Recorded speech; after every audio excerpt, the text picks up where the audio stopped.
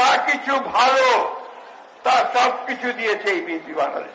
লঙ্গর খানায় একটুকু রুটির জন্য কারাকারি করত কুকুরের সঙ্গে। শেখ মুজিবুর রহমান সমস্ত পত্রিকা বন্ধ করে দিয়েছিলেন, মাত্র 4টি পত্রিকা চালু রেখেছিলেন।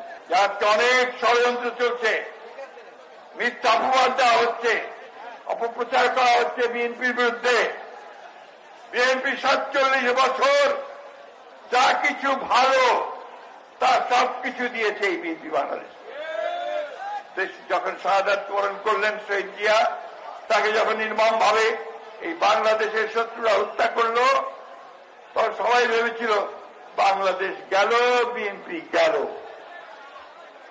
চট্টগ্রামের সার্কিটারদের থেকে হত্যা করেছিল, কিন্তু সেই পতাকা, স্বাধীনতা সার্বভৌমত্বের পতাকা, গণতন্ত্রের পতাকা তিনি হাতে তুলে নিলেন তারই সহধর্মিনী, যিনি কোনদিন রাজনীতি করেননি, যিনি একজন গৃহবধূ ছিলেন। তিনি পতাকা তুলে নিয়ে সারা বাংলাদেশে চারণ কবির মতো গান গাইতে শুরু করলেন, গণতন্ত্রের গান।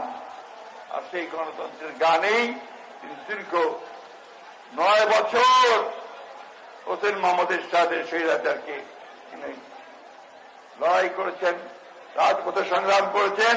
এবং এখানে অনেক নেতা আজকে এখানে উপস্থিত আছে, তারা এই সংগ্রামে নেতৃত্ব দিয়েছিল। লক্ষ লক্ষ মানুষ না খেতে পেয়ে মারা গিয়েছিল, লঙ্গর খানায় একটুকু রুটির জন্য কারাকারি করত কুকুরের সঙ্গে।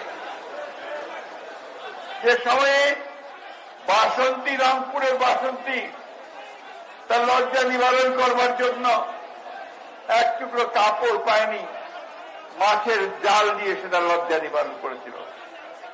সেই অবস্থা থেকে পট পরিবর্তনের পরেই শহীদ জিয়াউর রহমান যখন দায়িত্ব পেয়েছিলেন, শহীদ রাষ্ট্রপতি জিয়াউর রহমান রাষ্ট্র পরিচালনার, তখন তিনি বাংলাদেশকে অতি অল্প সময়ের মধ্যে বদলে দিয়েছিলেন। তিনি বহুদলীয় গণতন্ত্রের প্রতিষ্ঠা করেছিলেন। আজকে যে গণতন্ত্রের কথা আমরা বলছি, অনেকে বলছে সেই গণতন্ত্রকে একদলীয় শাসন ব্যবস্থা থেকে, বাকশাল থেকে বহুদলীয় গণতন্ত্রে নিয়ে এসেছিলেন শহীদ প্রেসিডেন্ট জিয়াউর রহমান। শহীদ নির্বাচন দিয়েছিলেন, জনগণের ভোটের মধ্য দিয়ে জনগণের পার্লামেন্ট প্রতিষ্ঠা করেছিলেন।